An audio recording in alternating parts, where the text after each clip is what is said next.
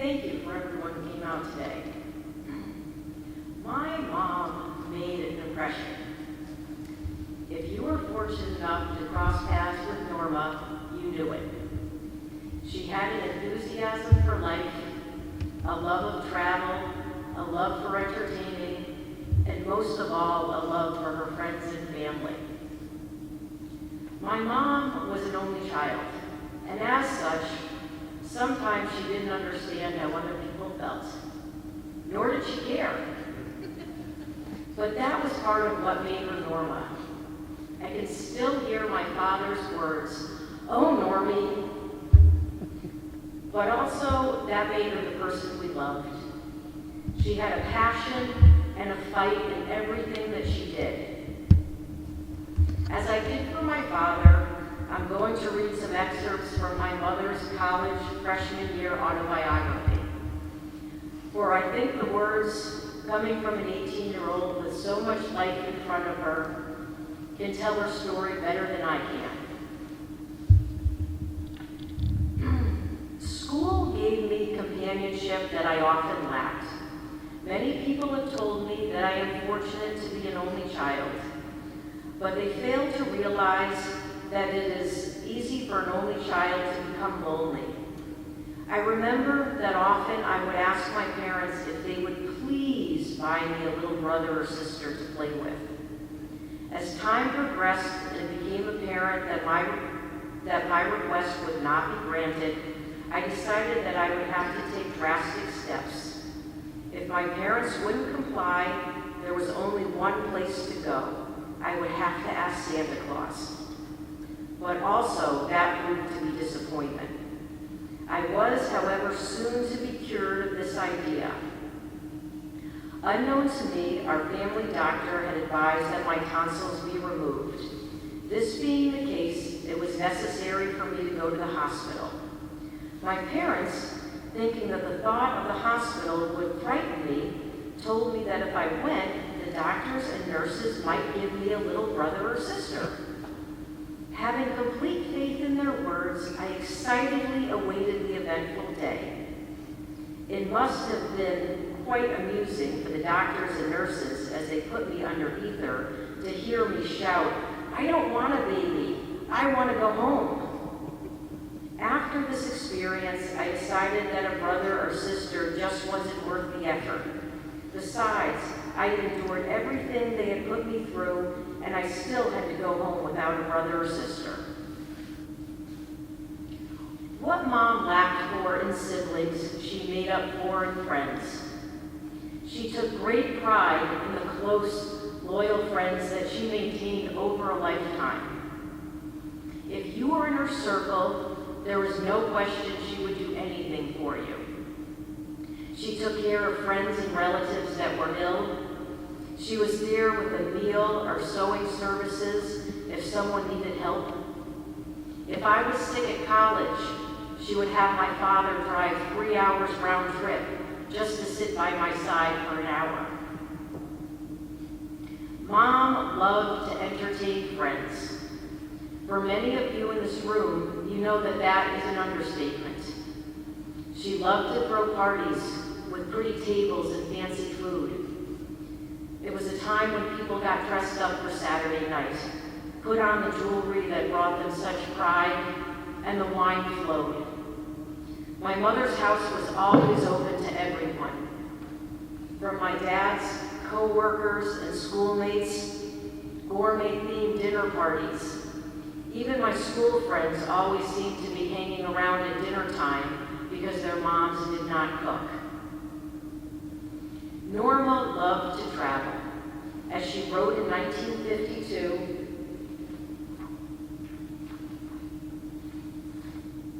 summer vacations were events which I always looked forward to.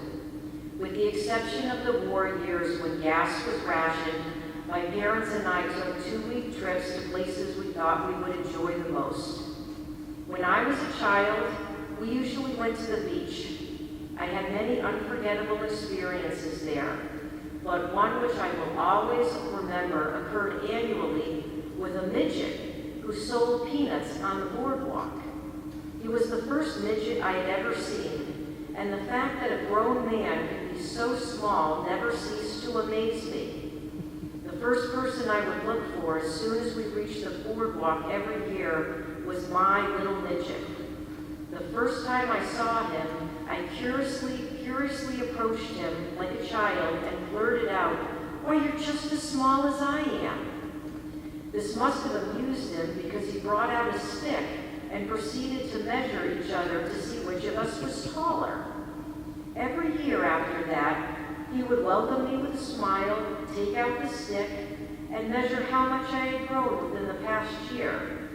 However, I soon outgrown the stick and began to tower over him, but it didn't seem to alter our friendship in the least.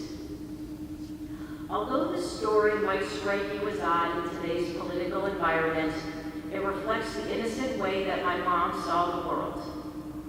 As a child of Italian immigrants, her parents were overprotective of her. As a teenager, she was not allowed to take a job at Hershey Park for the fear of what unknown danger might be exposed to her. How brave she must have been to take off on a road trip to Mexico after college graduation. She had a love for travel her entire life, from China to Egypt to traveling with my family on a boat through Central America. She always said, "I don't care where, I just want to go." So where did this Hershey schoolgirl imagine she would go? The choosing of one's career is no easy task. Like most young people, I was quite imaginative, and I had a large variety of ambitions during my childhood. When I played with my dolls, I was either their mother, their teacher, or their nurse. And believe me, those poor little dolls went through a lot.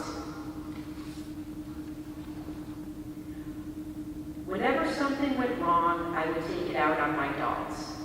Not destructively, though, because if I ever broke anything in a fit of anger, it was never replaced. As I went through my tomboy stage, I wanted to become a policewoman or a detective. My cousins tried to discourage me, but I was persistent for quite a while. After that, I thought a bit more feminine. I would be a dancer. I used to make up my own steps and have a wonderful time of dreaming of my future. But I soon began to accept reality. By the time I finished high school, I had developed more practical ambitions. I had to engage in a work that would enable me to associate with people. I wanted a job that I would enjoy and not think of as constant drudgery. Strange enough, my ideals reverted back to my first ambitions, that of nursing or teaching. My 2 years of junior college will help me to my final decision. Lastly, I hope someday to be married. This is a career in and of itself. But no matter what profession I choose, that of a nurse or a teacher, I know it will help me become a better wife and mother. Well, she certainly fulfilled her dreams of becoming the best wife and mother. But what that young girl could not have imagined was breaking the sexist barriers of the 1960s and 70s by starting and running a successful decorating business for more than 3 decades. Women did not do such things in that day. My dad had to go to the bank to sign for a business loan because a woman's promise to repay a loan did not carry any weight.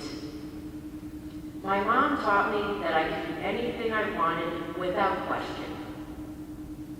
But after I went to bed, and she was up sewing drapes in her workroom into the wee hours of the night, she taught me that whatever I wanted to be was going to take a hell of a lot of hard work. Here is one last story from young Norma. During my later years of high school, I began to realize how wonderful parents can be. For years, I had accepted all the love and material things that they had given me. Had they deprived me of them, I probably would have felt cheated of something that was rightly mine, or hurt because I had not received what I considered my due. Then one day, the question came to me, why did they do all these things for me? Many times bothered to thank them. What had I given them in return? Everything I could think of was both small and inadequate. Many of the times they had deprived themselves in order to oblige me. Their first concern was always me. I realize now that I was underserving in many of the things they had done for me. They had never asked for any payment, nor do I think they expect any, except that I love and respect them. But I have to admit, sometimes I was stingy with these small requests. Yes, God was overly generous when he gave me my parents. My only hope is that someday I can prove myself worthy of them. These words define Norma. To be a loved parent or a child is a position of great rewards and responsibilities. My mother gave selflessly to my brothers and me, and then to grandchildren when they arrived. College educations, trips to Europe, and family trips to the beach. Yet she never asked for anything in return, just as her parents had done for her. I took care of my parents as they aged, and I made the same commitment to my parents as I was taught. I hope that I have set the same example for my children. I could not have asked for a better mom. I love you, and I know that you are making it nice for me when I get home.